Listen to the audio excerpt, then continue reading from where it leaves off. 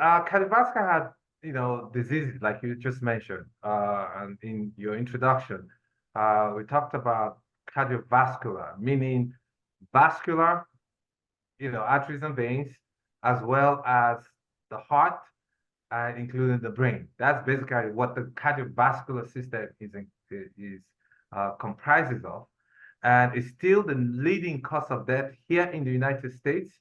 Um, on the average, about 660,000 people die every year from cardiovascular disease, followed by cancer and every other thing.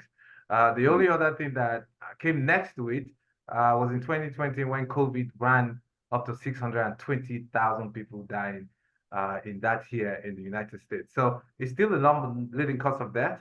And globally, it's still the leading cause of death globally around the world. I think the WHO in their latest report gave 17.9 million people dying from heart disease across the globe, of which 4 out of 5 of those people actually died from ischemic heart disease, meaning disease of the heart itself, where the heart stops because of one reason or the other.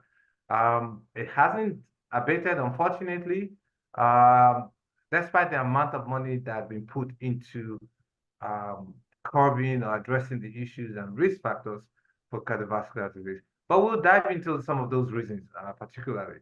But one of the things that we often say, and when we look at data and data how it is, in the United States, saying those numbers and the risk per race, but when it comes down to those of people of color, especially Black and brown community, is so much higher than all the other people, other races, meaning the Caucasians, Indians, Hispanic, the Native Americans.